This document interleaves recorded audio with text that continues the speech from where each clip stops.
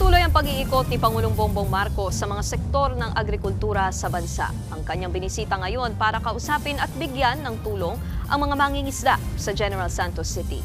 At para sa detalye, naroon si News 5 Mindanao correspondent Bril Montalvo. Bril, ano na bang mga aktibidad dyan ni Pangulong Marcos ngayong araw?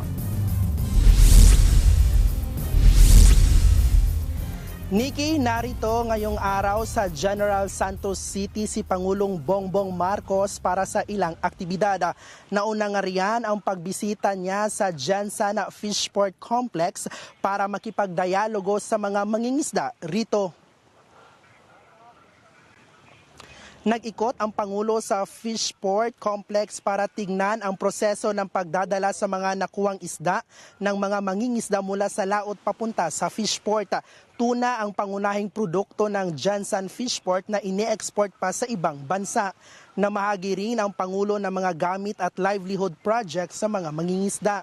Ito ay mga motorized fishing boats, marine fingerlings at iba pa na aabot sa halagang higit 22 milyong piso. Matapos nito ay nakipaghalubilo din si Marcos sa mga mangingisda para alamin ang kanilang mga problema sa industriya at para na rin magbigyang solusyon ito ng gobyerno.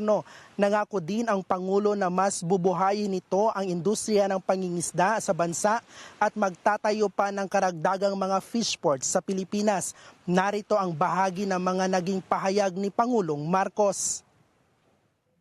Gagawin namin ang lahat para naman masuportahan yung buong, hindi lamang yung cold storage, kung hindi yung buong cold chain.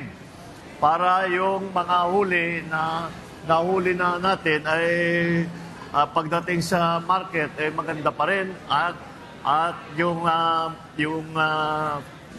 quality ng isda ay ma-maintain para siyempre mas magandang benta. Nikki, tumagal ng halos 1 oras ang pagbisita ng Pangulo sa Fishport.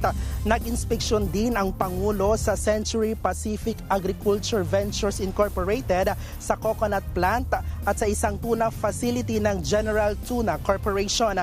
Ang pagbisita ng Pangulo dito nga sa Gensan ay bahagi ng pag-inspeksyon at pakikipag-usap ng Pangulo sa iba't ibang sektor ng agrikultura sa bansa. Matatandaang noong Lunes ay nasa Nueva Ecija ang Pangulo kung saan ay nakipagdialogo naman siya sa mga magsasaka doon. Nikki, sa ngayon ay nakaalis na dito sa Gensan ang Pangulo at pabalik na riyan sa Maynila. Nikki. Yan po ang Express Report ni News 5 Mindanao correspondent Bril Montalvo. Mga kapatid, Nikki de Guzman po. Para sa pasada ng mga rumaratsyadang balita, mag-follow at mag-subscribe na sa social media pages ng News 5.